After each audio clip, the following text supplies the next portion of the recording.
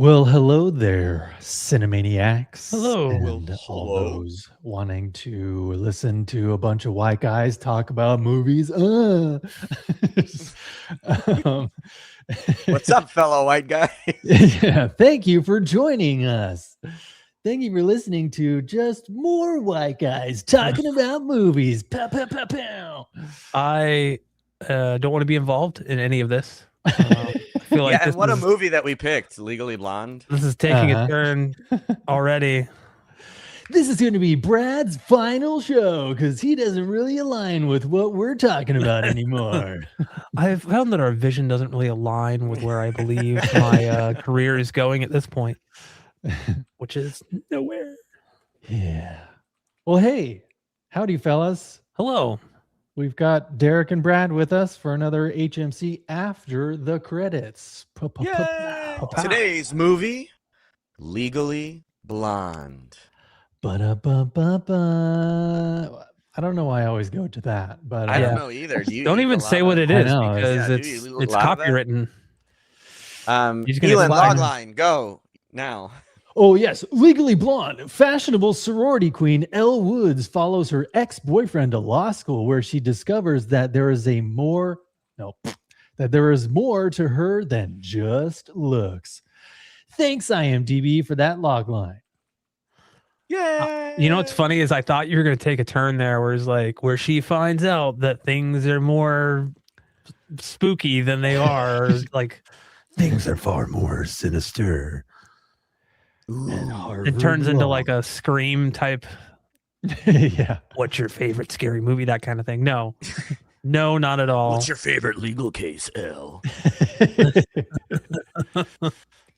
Do you support Roe versus Wade?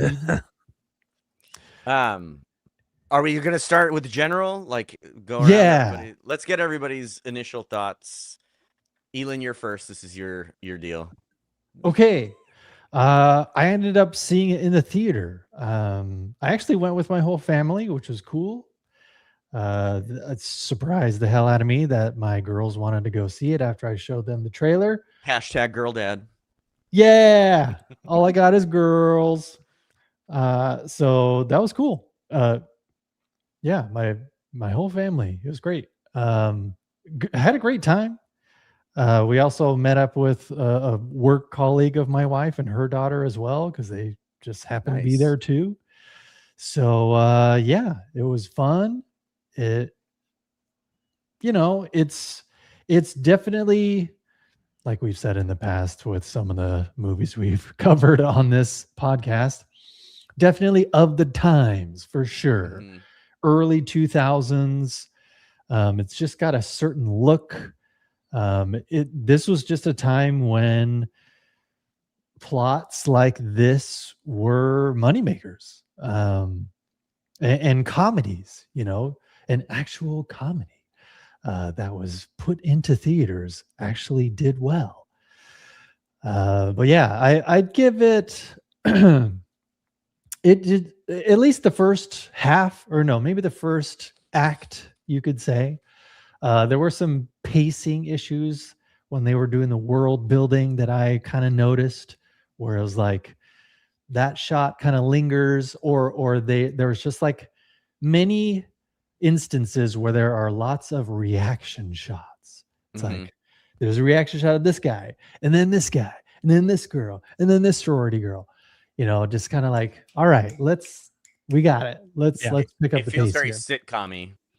Yeah. So that was my only gripe for the first act while they're trying to just set everything up. But act 2 and act 3, I just had a great time. It was good. I'd Nice. probably give it about like a 7 out of 10. Okay. Yeah. So that's my general thoughts. Take it Brad. away, Brad. This is kind of quintessential early 2000s movies in general. And I mean that in the best possible way. Just an overall fun movie. It has a great message, I think. And I've always really liked Reese Witherspoon. I think she's a phenomenal actress.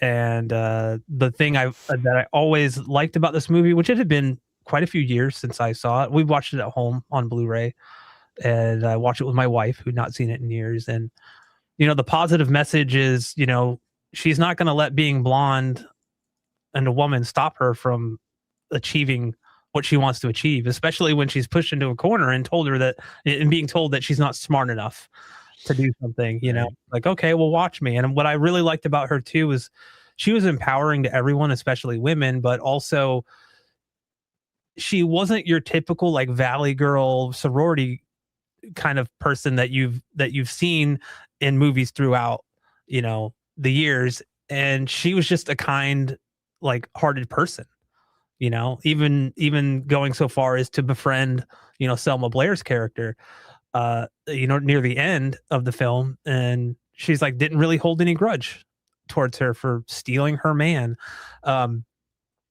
But I think overall the movie, like Elon said, it definitely had a look to it. And this is something that I noticed. And I was literally going, this is back when they used to light movies like they were movies and not like the crap that we get now, which is all, heavily, heavily graded and digitized, and just like there was so much contrast in a lot of the scenes and the close-ups and the way they were lit. I'm like, wow, this looks great, and I miss this a lot. I will say that having watched it on Blu-ray, I know that Elon, when you saw it in the theater, I'm sure it was like the new updated 4K remaster that they've been talking about. I believe so. I would have loved to have seen that, because there was a lot of scenes on the Blu-ray that were just soft, and it really some highlights were clipped in a couple of scenes that I thought was just a sign of the times of when they filmed or when they scanned the negative, But I would love to see like a boosted kind of color palette with like wide color gamut, because there's like Elle's outfits and just the outfits of her friends and that was it the Delta Nu sorority. Just there's so much color in the movie that I felt like there were parts of it that just almost seemed like they were desaturated or something. And I'm like, oh, I get it. Like in the classrooms where it's supposed to kind of be more depressing initially, as she's kind of coming around to, really getting into the whole like law school thing and taking it very seriously. I just thought that overall, though, the movie was excellent.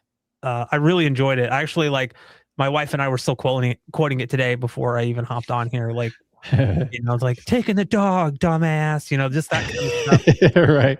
Because we've all heard the sound bites or seen the clips or whatever, but like it's been so long since I've seen the movie, I've forgotten the context of a lot of these. That I'm like, oh right, and like the whole hot dog, makes me want a hot dog real bad. That's in the second movie, and I totally forgot that because I don't think I've ever seen the second movie. So yeah, that's on the docket. My wife are gonna watch that, but yeah, I also like that since it was early 2000s, we had the traditional credits in the movie that opened the movie, and it was like almost like I was like, oh my God, this is a who's who of like everybody from like that time. He's got Linda Cardellini, Ollie Larder, Selma Blair, obviously, like all of these people, Alana Ubach, who's in like freaking everything now. Like it's like she's been in so many things. That was like her redheaded friend. She's like, I have bangs. I had to do a double take with Oz Perkins because now, like, after what is it, Long Legs and The Monkey or whatever those movies are, like, he's in all those horror movies. I was like, wait, what? That's not the same guy, is it? And it's the same guy. You're like, what? Yeah, right.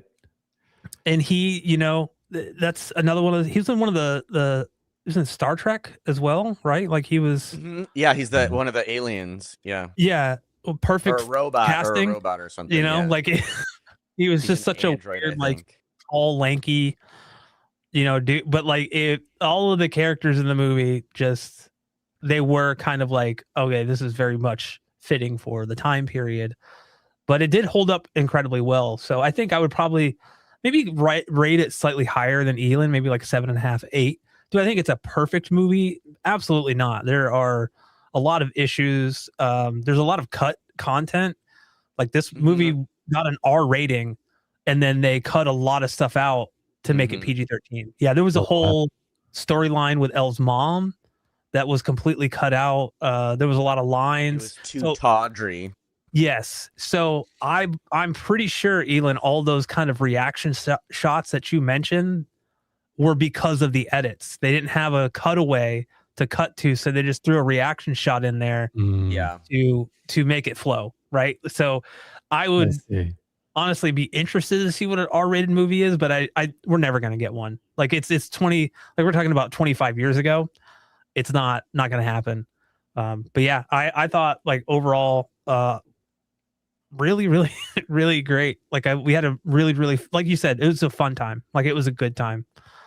Great message and everything. So release the R version. Release the R version. I want to see boobs. No.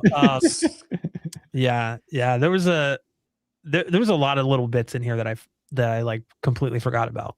It is so funny. Derek, what was your impressions of the film overall?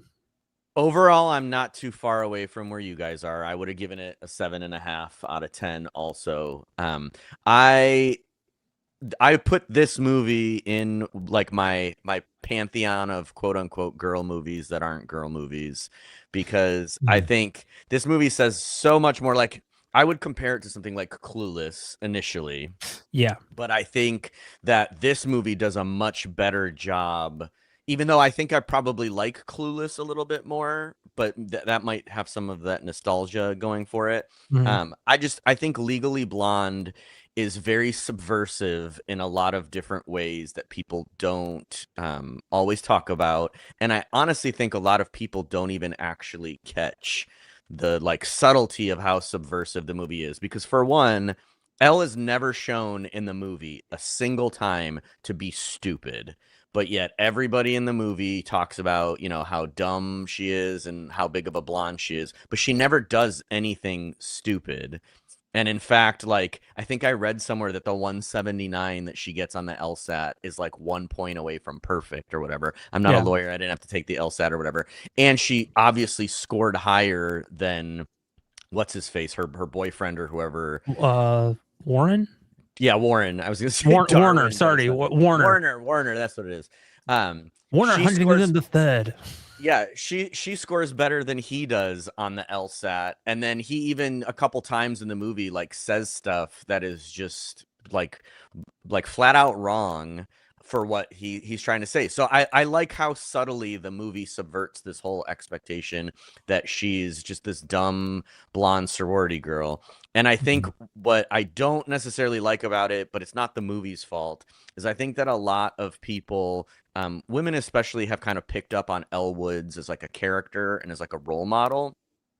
But they've taken her as a role model mostly for like her looks and stuff. And I think that the kind of point of her character is that the basic parts of her, what I think most people would consider quote unquote basic, are really just like the basics of her. It's like the most shallow parts of her character. And if you really like look into who she is as a character, it's kind of like how Brad said. She's very empowering. She's very supportive. She's very inclusive. She, you know, is always helping people no matter what. And it's one of those movies that, like, for all the schlock that it kind of like gives off, that it exudes as being like this really basic, simple movie about just girls being girls, is really so much more than that, in my opinion. And that really like elevates it. I do agree it's a movie of its time, so some of that stuff doesn't really, you know, fit as well. I agree on some of the pacing stuff, and I do think that has to be mostly from the editing, because some of that stuff seems out of place. Even though it came out in the 2000s, I again agree with Brad. I love the look of the movie. There's even some shots that are really cinematic, if you will. They really make use of the widescreen aspect ratio a lot, especially to kind of highlight especially in the beginning when Elle first gets into Harvard. There's a lot of like those fish out of water scenes, which is kind of the point of the movie, where Elle is like this brightly colored spot in like a sea A drab of of yeah. just the generic Harvard law stuff. And they play with that several times, because kind of throughout the movie you start to kind of slowly see how Elle is affecting other people, you know, throughout the scenes. And they show some of those. The graduation, especially at the end, is really cool, because you kind of see like everybody in the class now has their little pop of color here and there. There's even a scene I on the commentary, because I did watch the movie with the commentary. Not a great commentary. They give you some little fun facts, but for the most part, it's just kind of like a patting themselves on the back, which totally deserved. But it's kind of like, oh, I love the way we did this scene, and I love the way we did this scene. But there's a scene where they talk about how they had to use CG. And I was like, wait, what? This movie has CG in it? And sure enough, it does. There's a scene apparently after the party scene where they're in class and a guy has something written on his forehead in marker that they had to blur out because they cut the scene. They cut the prior scene. It says like, to explain. Like, yeah. It says like eat me. Well, Elle apparently is the one that like wrote it on his forehead. It was like some guy that either made fun of her earlier in the night or something. He passes out and she writes "eat me" on his forehead, and they ended up cutting that scene out. So like when they show the following scene, you don't really like notice it. And then when they pointed it out, I'm like, oh my God, that's so blatantly obvious. It's just this big blurry like peach and, you know, skin toned but slightly red, slightly black, like shaded blob on his head. I don't know. It's kind of funny. That totally reminds me of. Oh, I'm sorry. Go ahead. No. Go for it. No, that totally reminds me of I think it was from 98 or 99, that movie Can't Hardly Wait. You guys remember that? So there's a scene in there. Actually, that was one of the few, like back in the day, that I enjoyed so much I watched with a commentary. And there's another like CGI moment in that movie where you don't realize it's CGI until they point it out. And there was a scene in one of the parties where someone in the background was carrying a like they were holding like a beer bong in their hand, like the top, like the funnel part. And for whatever reason, the MPAA like rated it R because of that scene. So they literally CGI'd a balloon in there. So it's just someone walking by with a balloon, like a red balloon. And I was like, oh my God, like that's it. But it was one of those things where it was just so out of focus. Like it wasn't part of the whole like foreground or anything. It never really called attention to itself, that had it not been pointed out, I probably wouldn't have noticed it. Just like I didn't pick up anything in that scene, Derek, that you were talking about that like stood out to me. But now that I'm sure if I watched it again, I would be like, oh wow, like there it is. You would, and I think the reason why it so like stands out to me is because they made him push his hair back, because he has like long hair like in front of his face. And so then like it seems like weird that he's like pulling his, like it's almost like they're focusing on him, but they're trying to like focus on Elle. But he like brushes his hair back and you're like, that seems really out of place now. And then sure enough, it's like he's brushing his hair back because it was supposed to have "eat me" or whatever written on his forehead. And now it's just kind of like he looks awkward a little doing it. Yeah. But in any case, I like how subversive the movie is. There's multiple times where they show things that I think are like tropes from other similar type of movies. Yeah. I will say Mean Girls is probably my favorite type of movie in this genre. I love Mean Girls. I watch it once every year, and this is probably one of the ones that I'm going to add to it, because I love how they take tropes from those types of movies and just like, I mean, subvert them constantly. And Elle especially being kind of that ditzy blonde. I love the shop scene. It's kind of like the Pretty Woman scene where the woman tries to pull one over on her with the dress by taking the tag off and like acting, you know. I love that they don't like try to bring that back later for like a payoff. The payoff is right in that scene. There's other scenes, the scene in the restaurant with Warner, whatever his name is. I would say Warner Brothers. That's how I remember it now. Warner Brothers. It's like, but they're talking about where he mentions like he wants a Marilyn, not a Jackie or whatever, if he's to become a senator before the age of 30. And it's like, even that to me is really funny, because it shows that like he's supposed to be presented as like the smart guy and she's supposed to be the eye candy. You can't become a senator at age 30. It's legally impossible to become a senator at age 30. And if you know anything about Marilyn Monroe and Jackie Kennedy, before she became the first lady, Jackie Kennedy was like the party animal that didn't want to take anything seriously. And Marilyn Monroe was the one that was spending hours working on movies and, you know, doing all this other stuff to basically perfect her art. And so it's funny to me. There's a ton of little things like that where they subvert the expectations of the movie. Bro Cinco points out another one that I really like where Elle is walking past and Oz Perkins' character is like asking a girl out on a date and she's like, you're a nerd or whatever. And she kind of like, you know, turns back around and gives him a little setup. I always thought that was funny because if I was in that situation, I'd be like, fuck you, lady. You just called me a nerd or a geek or whatever like 2 seconds ago. Yeah. Like, get out of here. Even the bend and snap thing, that's probably I might get shot for this. That's my least favorite scene of the whole movie. And again, it makes sense. In hindsight, there was a whole dance number that they had choreographed with Toni Basil of she wrote the song Mickey, and there's a whole cheerleader dance scene in the music video that she choreographed that they wanted to have the bend and snap scene based on. And they ended up cutting it for whatever reason, but like you can tell they're like setting it up to be like a musical number, and then it like just kind of doesn't end up being one. So I don't really like that scene, but even that scene is like setting up just for certain things. Her, you know, hitting the delivery driver. Right. And then the last thing I think is funny, which Brad, you kind of mentioned earlier, I've never seen the second movie.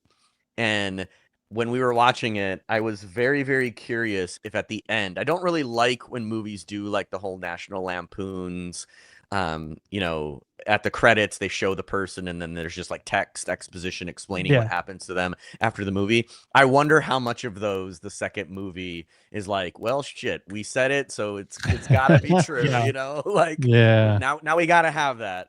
And I wonder how much of that is in the second movie. And much like you, Brad, I am gonna definitely watch the second one. I like the first one enough, but I've heard the second one is not anywhere near as good. Probably not. Yeah, it's hard to capture that lightning in a bottle twice. Out of 10, did you give it a rating? Would you give it a 7.5? I would have given it a 7.5 right in the middle. Right in the kisser. Yeah, I was like reading some trivia when I was doing research. I was reading trivia about it, and the end scene, the graduation, and then even the confrontation with Warner after the courtroom scene was not in the original movie that was screened for people. They actually, the audience felt like there was no wrap up there. There's no payoff. No payoff. And so they reshot those scenes. So if you watch closely, Reese Witherspoon is wearing a wig in both scenes because she had cut her hair for a movie. And then like the graduation scene, the only two people that were there was Reese Witherspoon and Matthew Davis, who played Warner. Everybody else, like there were just separate inserts that they filmed. You know, Luke Wilson had shaved his head, so like he's wearing a wig. Like, so if you watch it, he's also like way more tan than he was in the like. And so I'm like, okay, you know, in like the ending shot of him, like he's going to propose to her tonight. I did think, I was like, he looks pretty tan, but I'm like, maybe he got successful and like now he's like, you know, going to tanning salons or whatever. I don't know, but Kelly literally pointed it out yesterday. We were watching the movie last night, and she was like, "Why does he look like a douchebag now?" Yeah. And again, it was like I think they filmed it in England and you know, after the fact, and so all the cutaways and stuff. Because I also was like, oh, okay, like Selma Blair looks a little different too, like not vastly, but I'm like, maybe it's the lighting or something. I didn't think of anything at the time, but then like once I was doing my research, she's much more pale. Yeah, but like same with like Jennifer Coolidge. Like I also, it's one of those things where like I forgot how young Jennifer Coolidge was in the movie. Because in my head she's, you know, Jennifer Coolidge now, but like she looked like, I remember seeing her in Friends I'm like, wow, she's really young, but she didn't look much different here than what I remember her from Friends, you know? But yeah, she has the best lines in the movie too. Jennifer Coolidge's lines crack me up.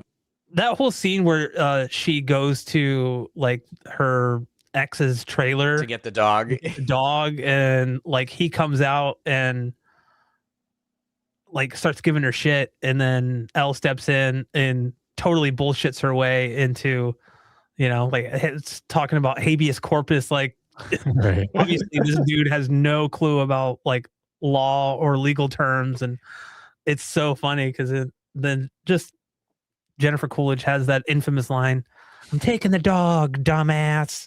Right. Yeah. This movie is very quotable. I also I love the scene where in Elle's like graduation or her application video for Harvard, the guy like pinches her butt and she's like, "I object." I want to start saying that all the time. I use legal jargon in everyday. I'm comfortable using legal jargon in everyday life, and actually, that's now that you mentioned that scene, that's another subversion. There's two other subversions that I forgot to mention, which is one that she becomes friends with her arch nemesis in the movie. Which is kind of funny because I think most movies really try to play that up, you know, try to play up the battle, girl on girl battle or whatever. But then the other one is that scene where they're picking up the dog because she's just saying gibberish. They could have really had her like lean into some heavy legal speak. The guy was going to be stupid no matter what, you know. Yeah. They could have had her lean into the legal speak, and they didn't. They didn't try to make her be smarter than she was at the time. So I like that too, because she could have been all, you know, pure legalese and be perfect about it, and she didn't have to. It didn't even matter. So I like that too. By the way, that guy who played her ex was from he's been in a lot of stuff, but I always remember him from Weird Science in the bar in the beginning of the movie. When they go to the bar and he's like, I can't remember his name. It was like Dino or something. Because he's like had that line, he's like, what's I haven't seen Weird Science in forever, so I'm gonna know. What's a woman like you talking to Lisa? It's like, what's a woman like you doing with a malacca like him? And he just like Anthony Michael Hall just like, she's into malaccas. I just remember that scene. Good stuff. Good stuff. That should be the next movie. No, yeah, I actually do like. To me, this totally makes sense. Looking at what Reese Witherspoon's career has, you know, become, this movie totally makes sense. The fact that it does subvert so many tropes and so many things you think about when, especially back in 2001, when it came to just women in cinema, and you know, they even mentioned like the fact that she knew about hair. You know, how to wash your hair and stuff because of Cosmopolitan, the magazine. Like everybody was into reading Cosmopolitan magazine, even especially in the 90s, but it was still, you know, a little bit spilled over into the early 2000s like that. But like, that's where her career went. Like, and I can only imagine, because this was based on a book, that's literally what her career has been since then. And maybe this was the first venture into that style, or like this production company, because she runs her own production company that is very like women power, like in women empowerment, and based on novels. So she's just constantly searching through novels, and I think she even has her own book club, if I'm not mistaken. Nice. So she's just constantly trying to find these incredible novels that are, based on women and their stories and women empowerment and things like that. So yeah, this makes total sense that she would be kind of behind this entire thing, because I can only imagine that this was, I don't know, looking back on her career, like before Legally Blonde, I don't think she had kind of even started on this kind of train. Right. So I think this was the catalyst of her being like, I want to continue doing this, finding incredible novels that we can turn into movies that have to deal with stories that center around women and subverting expectations. This makes me curious. How do you guys, because when I was researching for this film and looking up some of the production about it, I saw several comments from people on like the Rotten Tomatoes discussion of the movies and the kind of the forums and in some of the reviews on IMDb's forums. I saw it in a couple places. I saw it in a few places on Reddit, although I guess it doesn't really surprise me that this type of attitude is on Reddit. But some people said that that the movie was reinforcing negative tropes about women by going like almost leaning really, really heavily into the dumb blonde, into the whole, she only cares about appearances. All the sorority girls only care about appearances. And I feel like I have to pretty vehemently disagree with that. Number one, because Reese Witherspoon in the commentary talks about how one of the things that she wanted to avoid about the sorority sisters and that whole relationship was just playing it as like a Hollywood type of situation. So she actually spent time, about 2 weeks before production started, in a sorority house, like getting to know some of the girls and learning about some of that stuff. And again, I kind of feel like one of the comments that I saw was somebody had mentioned that they were disappointed that in the penultimate scene, a lot of people were comparing the ending to My Cousin Vinny, which, in that movie, Marissa Tomei's character has auto knowledge because her father was a mechanic, so she grew up around fixing cars. And so kind of in that penultimate scene in that movie, she wins the case for Vinny because she has this like really obscure knowledge. And so it was compared a lot to this. But the thing that they pointed out was that it was really crappy, or that they thought it was crappy, that she won the case based off of random, perm trivia or like hair care trivia, instead of something that showed that she deserved to be there, that she, had like studied her way up into Harvard and that she was so smart and yada, yada, yada, yada, whatever. Sure. And I have to disagree with that because on two fronts. One, mostly because she's still a first-year law student at that point. Right. Like the fact that she's representing this client is purely just, storytelling farce that wouldn't ever really happen in real life. But what gets me is there's like multiple things that she does all throughout the case that show that a good lawyer is not just somebody that memorizes legal facts and knows the gotchas. You need real world experience. Like you need not just real world experience, but it's like somebody who is a critical thinker, somebody who looks at things, somebody who pays attention that somebody is dogging on her shoes. And although she, took a little bit of offense to the shoes or whatever, she noticed specifically that he was wrong because of a suspicion that the guy is gay. And sure enough, that turns into kind of a big revelation in the case. The fact that she got the alibi in the first place, but, stuck by her client and didn't give up that information because her client asked her not to. Like, there's a ton of stuff about being a good lawyer that is shown throughout full display. So it's weird to me that people like ignore that just to kind of poo-poo that ending and be like, well, she only got her off of the, off of murder or whatever because she knew random perm trivia. And it's like, no, then I feel like you kind of missed a big point of the plot, but also a big point of the movie. Well, yeah, I mean, it's set up really early on when they're in court and you see Linda Cardellini's character and her hair is just in fucking sane. Like, that is a plot that is called foreshadowing, ladies and gentlemen. Yeah, that is like literally like I remember going, her hair, like out loud to my wife, her hair is insane. My wife's like, right? And so, like instantly, they want to call attention to that because it's going to pay off later for you to be like, yeah. I think also you mentioned My Cousin Vinny. In the they don't mention it in the commentary, or I'm not sure they mentioned it in the commentary because I didn't watch it with the commentary, but they talked about Reese Witherspoon wanted her monologue at the end of the movie to resemble Marissa Tomei's monologue from My Cousin Vinny. Right. So that kind of was like a nod to that. And that is Yeah, I didn't mind it because it kind of gives off that whole like, oh, suddenly she's got knowledge or whatever that she didn't have before, but that's not really how it's kind of played out in this movie. So Yeah. I like that. Even I didn't even think it was that egregious in My Cousin Vinny. Like in My Cousin Vinny, it fits really well. I really like that movie. I like the way they wrap that up. I like the way the ending. I know, at least for My Cousin Vinny, that movie is used in law schools as like a good example of the procedural stuff that happens in courtrooms.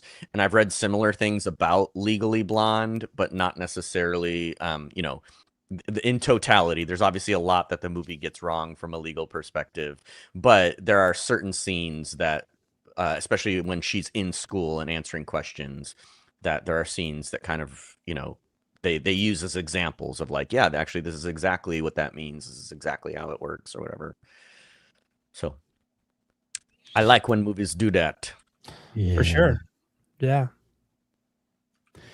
I don't know about you, but this era, this little snippet of cinema history around the early 2000s is when Luke Wilson was unfortunately typecast to be just like the level-headed, like charming dude in the story, because I thought he was super charming. Like I couldn't help it. Like every scene that he was in, I was like, that guy. They say that in the commentary. She's like, he's exactly like that in real life. She talks about how wonderful it was to work with him because he's so charming and even keeled and just like the nicest guy. So that's funny that you point that out. Yeah, because I mean, I honestly wonder how much of that is actually acting, because it just seems like he's like that, Yeah. And but he kept landing roles like that. I guess Royal Tenenbaums was probably one of the, not, a role that didn't have that feel to it. Yeah. That's the one it was very dark comedy, but that's the one he shaved his head for after this one. That's why he had to wear a wig at the reshoots for this. Yeah. But yeah, because I just enjoyed every time he was on screen. I was just rooting for him, and just the chemistry that he and Elle had between each other. It was But you're totally right about him though. Like I was thinking of him in like Blue Streak, in Old School, in all these like kind of mid, like early 2000s movies where everybody around him is just nuts. Yep. And he's like, yeah, okay. And it's also, there's a real like thing too, because I know he's Owen Wilson's brother, but they're so very different in many ways that I forget sometimes that he's Owen Wilson's brother.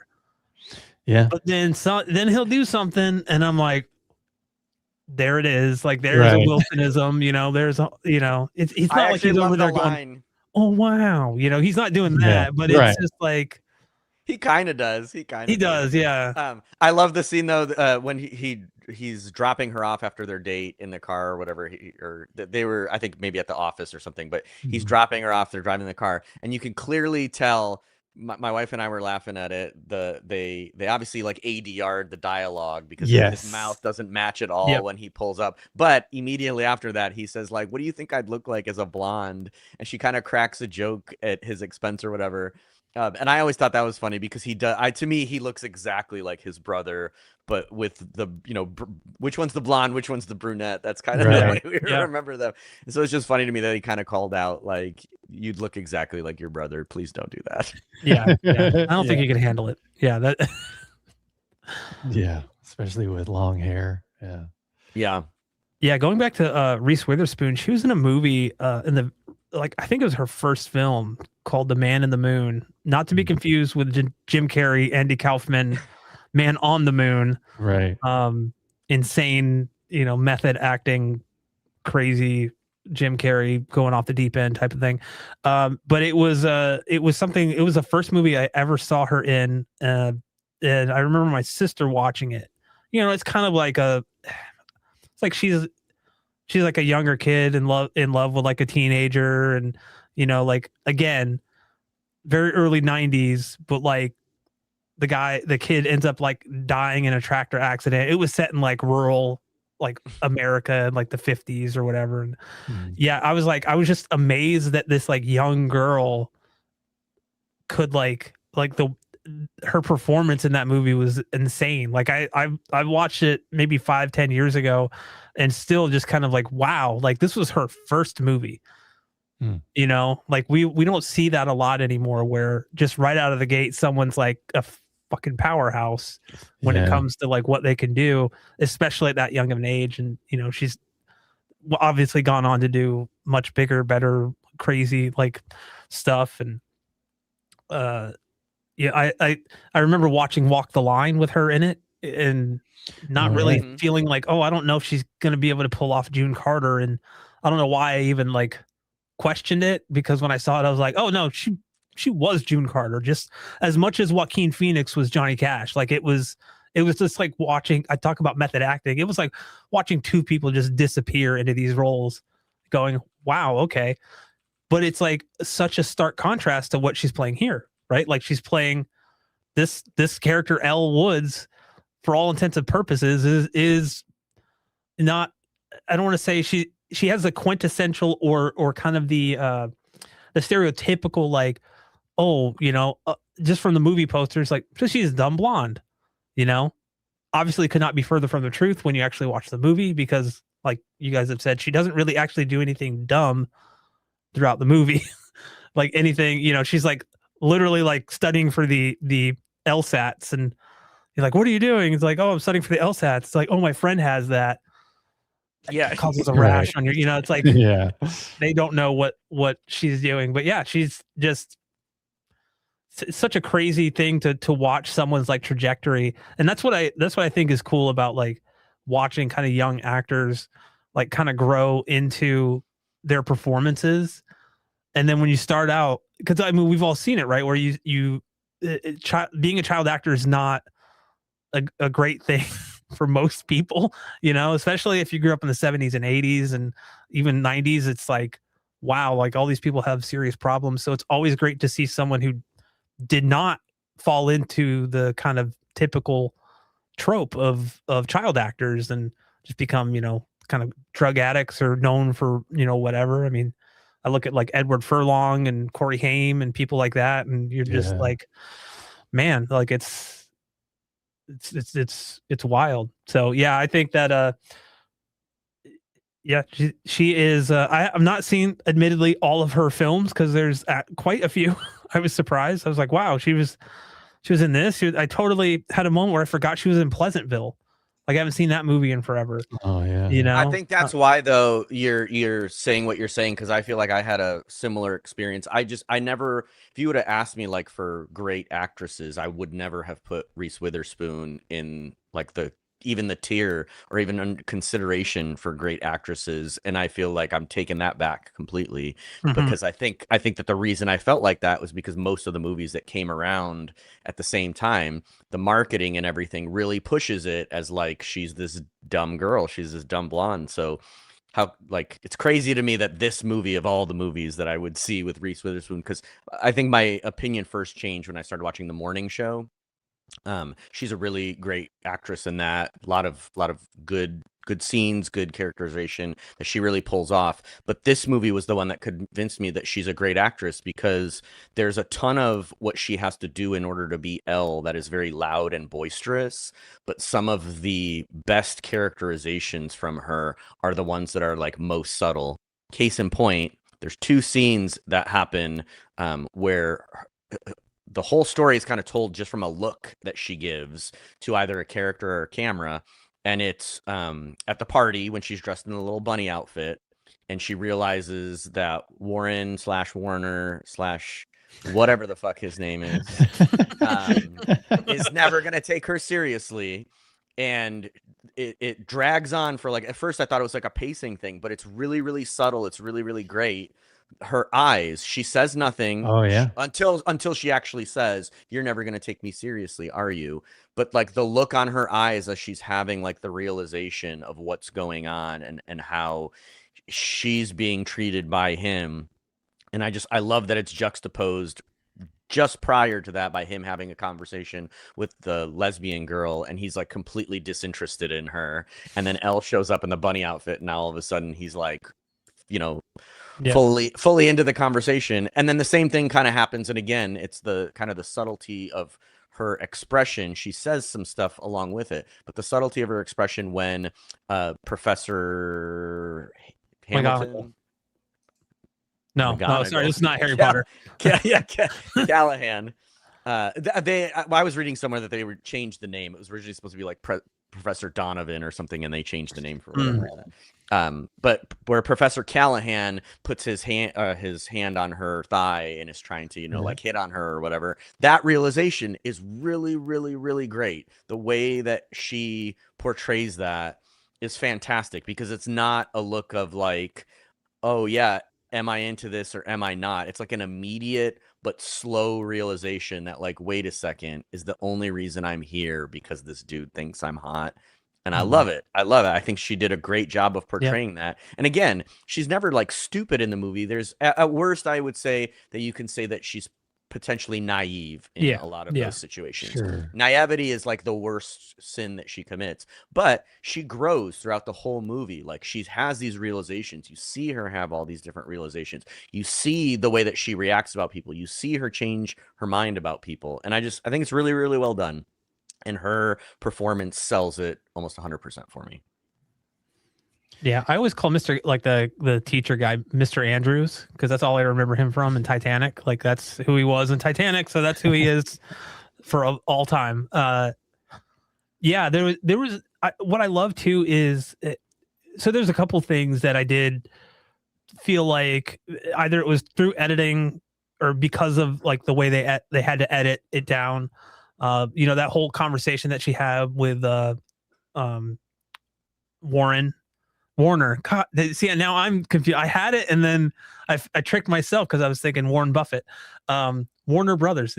She had that conversation with Warner when she was in the bunny outfit, right? And shot and lit beautifully, by the way, with her close up with the kind of specular highlights in her eyes, where you really see all the emotion just in her eyes. And she says that line, I'm never going to be good enough for you, am I? And she walks away, and there's an overdubbed line that they added in that says something like, "You're despicable." Like I can't remember exactly what it was, but it didn't even sound like Reese Witherspoon. And at first I was like, is that even supposed to be her character? But I'm like, why? It wouldn't make any sense for someone else to be literally eavesdropping right next to them.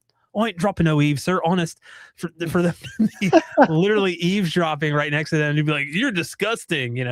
Who are they talking to?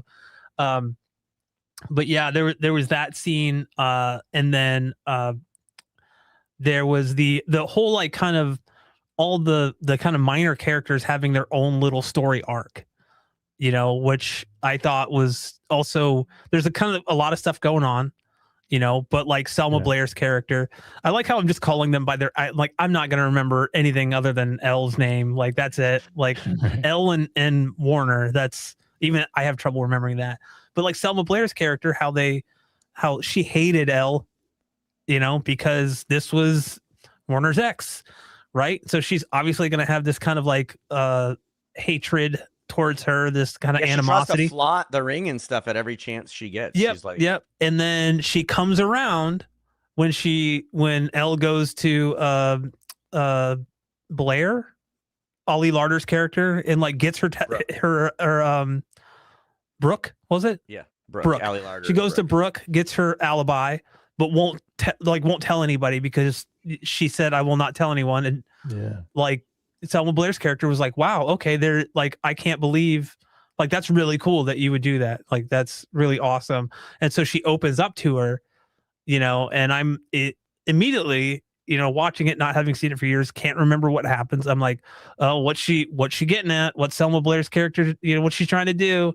And then she really opens up to her and she starts joking with her. They become friendly, and then she sees, Callahan touch her leg, and she doesn't have all the information and immediately thinks, wow, okay, Elle's here because she's sleeping with him, and couldn't be further from the truth, overreacts, and then really feels bad. Like she's like, oh my God, I made a huge mistake. when she's talking to Brooke, and Yeah. you know, that whole kind of realization, and then them becoming friends. She dumps Warner, and then I love that whole line was like, you know, Warner graduated with no honors and with no job offers. You know, it's like, yeah, fuck you, guy. You know, like I love that scene too, where she makes that realization, because one of my least favorite tropes in movies is when they take something like that, which is basically essentially a misunderstanding, and they stretch it out and it lasts for way too long. Whereas, and it's mostly because like supporting characters don't take the time to like correct those misconceptions or whatever. So like in that case, when she's like, oh yeah, she's just, you know, blah, blah, she's probably with Callahan or whatever, you know, making out or whatever. And Luke Wilson is immediately like, you don't know what you're talking about. Like, stop. And like that doesn't usually happen in movies like this. There's not like the guy character or whoever, it doesn't necessarily have to be a guy, but the character doesn't ever shut down that information. So then like all these other things usually happen based on that wrong information. And then there's like a payoff of it. And I'm really glad that they didn't do that. It's immediate. It's he shuts her down. Then, you know, Brooke is like, wait, why? What happened? And then he's like, Callahan tried to make out with her, tried to feel her up or whatever. And then the realization happens. It's like 2 minutes tops. And everybody has the information that they need. The characters are in the places that they need to be for the rest of the movie to continue. I really, really appreciated how they did that. For sure. It's like horror movies when they run upstairs. Don't do that. Right. Don't run upstairs. Like, yeah, the worst trope in movies of all time is there's no time for me to explain this very, very simple idea that I need you to understand in order to prevent this very terrible thing from happening. But there's no time. Yeah. Meanwhile, then they have to run or walk to wherever the place is, and it's like 30 minutes away. Yeah, there's no time for explanation. There's no time. I don't know. I would disagree that that's the worst trope. I think one of the worst tropes is in every horror movie, there's someone that shows up at someone's house, the power's out, and they're like, Billy? They go in, they're like, what's going on? He's like, I'm gonna get naked and take a shower. What's up? What's going on? Like, they're always, it's like, dude, Jason Voorhees is like right there. Come on, man. Like, we all know what's gonna happen. That's one of those tropes where you're like, now you're just doing the Pablo Francisco. That's it. That is like they're like those. Take a shower. Yeah, those. I think one of the lines he says is like, the characters are so stupid you could strangle them with a cordless phone. Yeah, yeah. I'm glad you caught the Pablo Francisco reference, because I was just gonna own that like it was mine. No. Can't let you do that. Little tortilla boy. So good. Who else? What other characters are in this that were worthwhile? Well, you had was it Holland Taylor as Stromwell? Oh, yes. She very famous actress. Good casting on that one too. Right. I mean, there's, like I said, there's a like kind of a who's who of, I mean, freaking Raquel Welch is in the movie. Like, Raquel Welch, like, it's so funny. Yeah, mom, right? Miss Vandermark. Yeah, or she's the wife. Yeah. Yep. Yeah, I'm looking at some of the names here because it's like Linda Cardellini's character's name is Chutney, which just sounds disgusting, right? Like, of course. I like how Bruce Thomas is just UPS guy. Doesn't have a name. I know, right? He didn't need a name until the second movie. They need to give him a second movie. They do, yeah, right. He needs a spinoff. Like how everything led up to this moment. Isn't there a spinoff of this? I thought that I read somewhere that they either made or were making a prequel of Elle in during doing her undergraduate. I don't know. Fashion marketing or whatever. I heard that there was like a movie coming out. Is Raquel Welch like in development, you mean? I don't know. I don't know if it was already developed or if it was in development. I heard it was just called Elle though. And I haven't really been able to find anything else about it. Was Raquel Welch and Tommy Boy? Is that who I'm thinking of? No, Bo Derek. Bo Derek. Oh, Derek. That's right. Yeah. Yeah, she's obviously very famous. I mean, she's one of the most famous actresses in Hollywood. What's funny is like, everyone associates like in Shawshank Redemption with her because he gets a picture of Raquel Welch. Oh, right. However, in the actual like book, it's Rita Hayworth. Mm-hmm. Yeah. And so they obviously like changed it, but yeah. July 1st. It is scheduled to be released on July 1st. What a coinky dink. Weird. July I hope 1st. we do get a 4K Blu-ray of in this. theaters. I haven't seen anything about it. No, it's a TV show. It's an upcoming American comedy TV series created by Laura Cottrell, serving as a prequel to the Legally Blonde franchise. Production began in April 2025, and it is scheduled to premiere on July 1st, 2026. The series was renewed for a second season prior in January of 2026. So it hasn't even aired, and it's already got a sequel. Where's it going to be streaming? Looks like Amazon Prime. Oh boy. No. My favorite. Yeah, I'm curious. Curious because I don't know if that can live up to it, but we'll see. Yeah. I mean, movies like this, it just seems like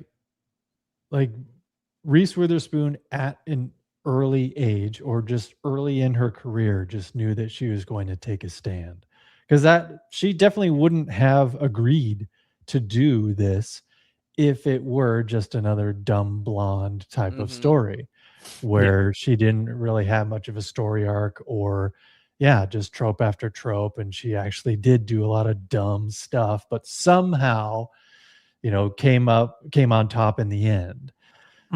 Like, now I kind of realize if I see Reese Witherspoon's name attached to anything, that it's probably going to be quality. Yeah. So yeah, she's got a really good track record. Too, like, of her choices, like, just going through like filmography too. Like, I'll just kind of quickly brush on. Do it. I want to hear this. Her stuff. So I talked about Man in the Moon, which was The Man in the Moon, which is 1991. And I'm not going to list everything because there's just too many. No, everything. Do it all. Everything. Okay, so Wildflower following that is Ellie Perkins. She was in A Far Off Place, which I also vaguely remember seeing in 1993. Freeway with Kiefer Sutherland. Fear with Mark Wahlberg in both in 96.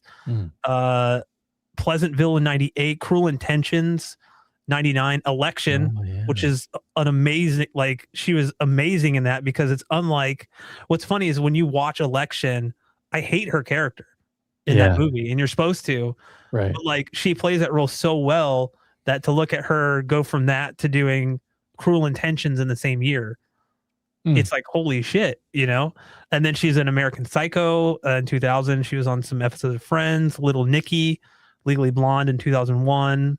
The Importance of Being Earnest, which I didn't know we needed another Ernest movie. Sorry, I had to make that stupid joke. No, that was its own movie. Sweet Home Alabama, never saw that. I like this too. Her on IMDb, Legally Blonde 2, Red, White, and Blonde, and Legally Blonde 2, Red, White, and Blonde gag reel are 2 separate credits. Who knew? Oh, and the gag reel has the gag reel is its own the movie film. has a 4.8. Yeah. So then Walk the Line in 2005.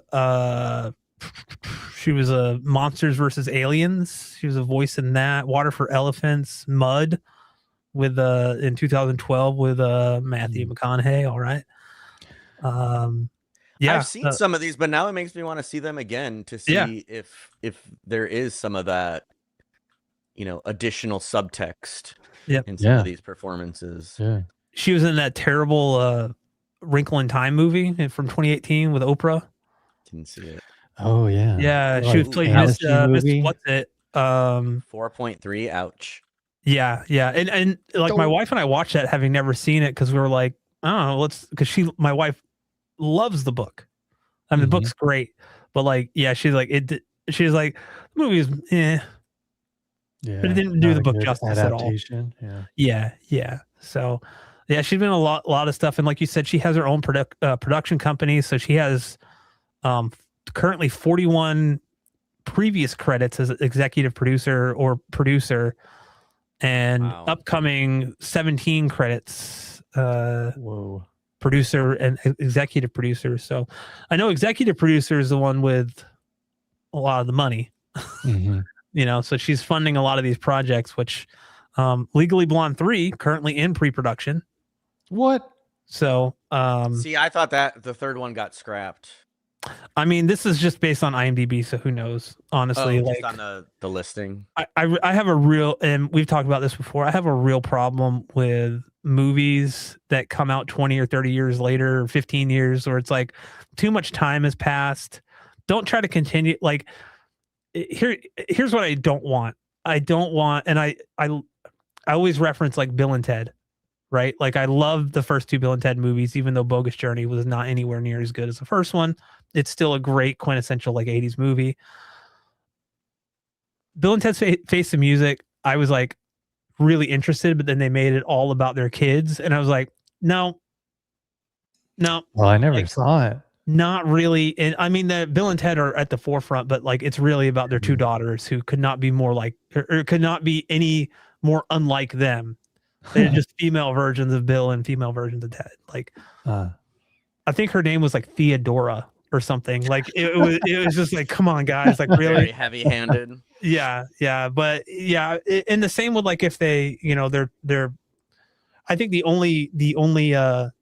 the movie, I can't even talk right now. The only movie that really kind of made me go, oh, okay, was Ghostbusters Afterlife, which I thought was a great kind of like, they didn't try to continue it based on just like those characters and bring them all back and have them at the forefront. It was very much like, here's something in this universe that is different with the Ghostbusters name. Do I think that it's anywhere near as good as the originals? No. Like, again, you can never capture Ghostbusters 1 or Ghostbusters 2 in the same way. You know, the closest that we ever got to a pure sequel was the Ghostbusters video game that came out on like the Xbox 360. Yeah. They got all the original voice cast minus Rick Moranis, because he was he was in retirement at the time. And I'm just joking, Bill Murray's in it, but he really phones it in on that one. Yeah, his performance in that, like, you know, it's like they're all like firing on all cylinders, and Bill Murray's just like, I don't really want to do this. So I guess I'm here in the booth. Yep. Okay.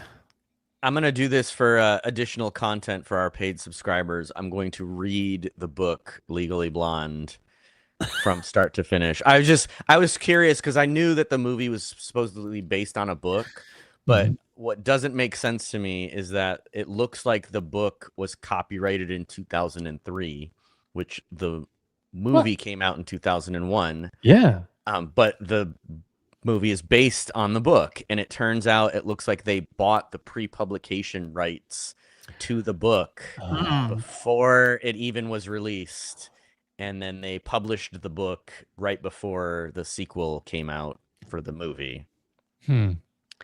But check this out. This is how the book starts. I'm going to skip one paragraph. At least mine won't sag, Serena pointed to her saline-enhanced chest. My boobs are as perky as the day I put them on my credit card. So what if they'll never sag, Margot said, unimpressed. They're hard as rocks. They're also blocking the only natural light in this room, Elle whispered to Underdog, who looked up sympathetically. Her dog's name is not Bruiser, it's Underdog. Like, this is peak... Wow. Peak literature right here. That reminds me of, and I don't know why you reading that reminds me of, have you guys ever seen the thing where it's like a thing where like when male writers write female characters, and it's like, she woke up in the morning, the sunlight streamed across her naked breast. You know, she walked to the stairs and breasted boobily, you know, like she breasted, like, she titted downwards. Yeah, dude. So funny. Yeah, that's odd. So they apparently really lean into that aspect of her character in the book. Yeah. Well, I wonder now how much of the book is similar to the movie, because if they released the movie before the book was even published, then Unless this is just like a different edition, but this is, who knows? I don't know. Weird. Are you sure are you sure it's like not some weird like knockoff where they're like, we need to capitalize on the popularity like fan of fiction? Yeah, No. it's like fanfic written on pre-Reddit days on like their Angel Fire website or something. No, I was originally getting it from because I'm an Apple guy, so I was getting it from the bookstore on Apple Books. Mhm. And I, just started reading the stuff. I thought there would be like a sample or something. Oh, there is a sample. Somebody's like, here, go to my GeoCities website that I built. Yeah, well, because the book on the Apple Store is from like 2015, so I wanted to see if there was like an original edition, and the only one I could find is Amazon, and it's copyright 2003. Wow. So unless it's just the ebook, maybe was published then. Yeah, maybe. I don't know. Anyway, after the success of the Legally Blonde novel in the world, we bring you the electronic version. Yeah. Read it on your Kindle now. Sponsored by Amazon. Go self-published in 2001. Okay, so the author self-published in 2001, and then it was officially published in 2003 before the release of the sequel. Speaking of speaking of actresses who had promising careers early on, I don't know if you two have ever seen Winter's Bone, but I know Winter's Bone was the same for J-Law. Yeah, for Jennifer Lawrence. I will never call her J-Law again. I'm sorry. That was I heard someone say that once, and it makes me laugh. I just figured we're talking about Legally Blonde, which deals with the law. So I figured, J-Law. I've never seen Winter's Bone, but I've heard good things. Heard good things. Yeah. But yeah, apparently she gave a stellar performance. She honestly continues to impress me with the variety of roles. We're talking about Jennifer Lawrence now. Yeah. The variety of roles that she's taken. And I mean, I remember because she did Winter's Bone, and then I can't remember what she did like in between, but then she was in what the heck was that movie? Silver Linings Playbook. Oh yeah. Excellent performance. And then I know it was more of like a Chris Pratt vehicle, but she was excellent in Passengers. Like agreed. Excellent. Chris Pratt, not great. I mean, he kind of sucks as a actor in general. Like he's just the same person. Yeah, he's not everything I've been reading about him, I'm just like, what do you mean? That's the most screen accurate Mario will ever get. Oh, please God. Please God. The only thing that brought us that I agree with is Charlie Day as Luigi. Because like that, I can get behind Charlie Day literally being in anything. But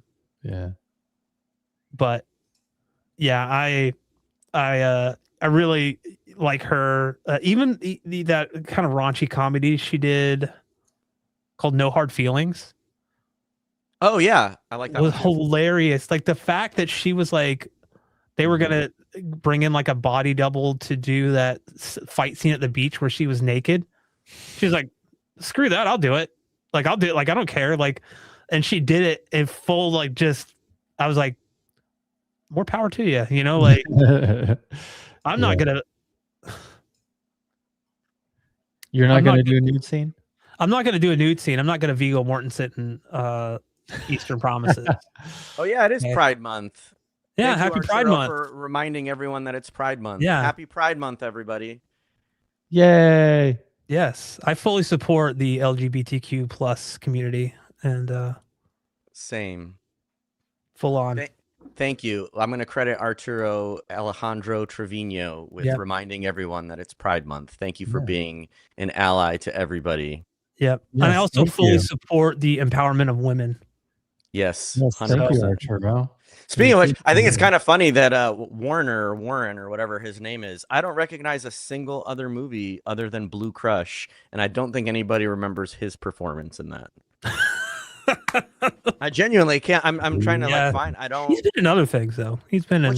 It's not like he was bad in Legally Blonde. It's just surprising to me that he has no other like known, or at least nothing that I recognize right off the bat as I'm looking through his credits. That's very interesting to me. Victor Garber, I know from Alias, another awesome women empowerment show. Oh yeah, I loved Alias. Yeah, Victor Garber is probably the most decorated actor, I think, out of this cast. Alias, wasn't that Jennifer Garner? It was Jennifer Garner. Yeah. J.J. Abrams, right? Yeah, I believe so. Mm-hmm. Oh, yeah. Mm-hmm. Wow. All right. Anything else about Legally Blonde? I'm trying to. No, I think we've talked about Harvard enough. Yeah. So what's next? Clueless or Mean Girls? We're not talking about the musical version of Mean Girls. We're talking about the OG. No. Well, apparently there's a musical version of Legally Blonde also. Oh, really? Yeah. I tried to look it up. There were some like not so great YouTube videos of people that had tried to record some footage from it. But yeah, because I started looking up about that Bend and Snap musical number. I really wanted to know more about that whole thing. Just because I don't understand that scene like in the context of the movie right now as it is. But it like if there had been like a whole musical number and they were gonna do something with that, it probably would have made more sense. But like it just kind of seems out of place in the movie that we got for the Bend and Snap. It literally feels like it's there just so she breaks the UPS driver's nose. Because it's never talked about like later on in the movie. It doesn't have any bearing on her courtroom situation or any of the legal stuff that happens to it. It's literally just in the scene so that she can break the UPS guy's nose. That's crazy. Yeah. That's well, hilarious, so I was curious when I started looking it up. I was like, why? Who brought that up? Did they bring that into the movie? Was there like a writer that was like, I got this great idea? This was the director like, I need a dance number in my movie or what? And I never found the answer to that. I don't know who was the inception of the Bend and Snap. Right. If anybody knows, if anybody watching or anybody listening wants to know, then yeah, thanks. Yeah. Bye. Okay. Yeah. I mean that's all I got. I've more power to Reese Witherspoon, and yes, happy Pride Month, everyone. Yes, yeah, happy Pride Month. I do have to say I liked the movie way more than I thought I was going to. For sure. Enough to where I'm actually going to try the sequel. I know the rating is really concerning for me, but the original, this one has a 6.5 out of 10 on IMDb, so 4.6. It's not that much worse. Yeah. No. I'm betting it's probably just stretching out the idea too thin. Probably. But you know what? I never go by movie ratings anymore because shittily rated movies I actually can enjoy more than highly rated, Yeah.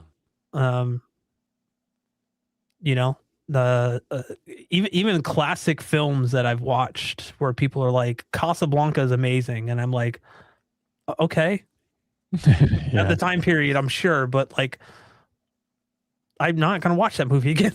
Like I just think that just because a movie is rated highly, I'm gonna get on my soapbox a little bit here real quick, because I just want to say that we've gotten, I don't think we have, but like with social media and everything being so prevalent, it's like we've gotten so used to looking at other people's opinions before forming our own opinions before forming our own, just based off of like numbers, where someone's like, I give it a 7 or I give it a 5. I get it. Like, it's expensive to go see a movie, but there are like, wait for it to come out on video. You could rent it for a few bucks typically when it comes out. Decide for yourself instead of relying on everybody else's opinion to basically tell you what to like. It's like only you can decide what you like. Yeah. So yeah, I think Yeah. if a movie's rated a 4 and we watch it and I'm like, that was actually really good, we'll watch a movie that's rated like a 9 or 10 and I'm just like, what the hell did we just watch? We didn't watch the movie everybody else saw, because like that was terrible. That's terrible. My voice gets really high when I get really flustered. Movies rated 9 or 10. Yeah. Yeah. The only exception is when there's a movie that's like across the board on multiple review sites is like a 1 or a 2. Yeah. Then I'm hesitant to watch stuff like that. Yeah. I typically will try to read some of the reviews before I decide, or go all in on that. But I mean, I've never seen a what's his name, Uwe Boll, any of his films. Really? Lucky. No. I'm sorry. Any of his films that I've seen have all been equally as terrible as. Oh yeah. I thought thank God. Yeah. Like I remember watching like House of the Dead and some others like Postal. I'm like, what the hell is this? And like, I mean, he was making bad movies for a while, and he finally stopped. People finally stopped giving him money. Yeah. It's like that Mitch Hedberg joke. Uwe Boll used to make really shitty movies. He still does, but he used to too. That's right. Forgot about that. Yeah. Yeah, man. All right. Well, for next week, just so speaking of classic movies, Elon and I are going to talk about Idiocracy. Our connection from that one to Luke Wilson. This one is Luke Wilson. It has electrolytes. That's what plants crave. What plants crave. You mean like from the toilet? So we're going to be watching that one for Double Take next week. And then what are we watching 2 weeks from now? 2 weeks from now, I believe is going to be Birdcage. Because that's coming out in the theaters in like 5 days or so. Yeah, I think the 7th. Pride Month. Yeah, the 7th, and then a couple days after that, it's going to be in theaters. So please go see that if you're in earshot of this. Go see the Birdcage in theaters if you can. Because what if you already own it? Why would I support theaters? Theaters need a dot. No. Yeah, but I've never seen it. I've never seen Birdcage. So oh man, you're in for a treat. You are. Oh my God, in for a treat. I have not only seen that movie, but Kelly and I watched it not too long ago. It's been over a year, but not too recently. And I should own that. I'm gonna buy that one, dude. Hank Azaria, as Agador. There's some classics in there. There's some classics. In there. Yeah. So I'm excited for that. Excellent. I know it is a good film. I just haven't seen it. I mean, Nathan Lane, Robin Williams. Oh God, it's so good. The cast alone. Yeah. It's I'm Melissa Flockhart. Yeah, so many. I don't want to. Yeah. Bruce Willis. I'm kidding. No, he's not in it. Oz Perkins. Right. Reese Witherspoon surprisingly shows up. Ooh, I wonder if it's gonna get a 4K release. Then I don't see any Blu-ray copies that are any newer. Oh, maybe so. Because a lot of times it goes into theaters as a way to promote its 4K release. Yeah, that could be possible. All right, gentlemen, and thank you so much for the discussion. Watching. Yes. Thank you so much. Have a good time. Physical media for life, and go subscribe see to our stuff in the theater when you can. See you later, friends. Bye.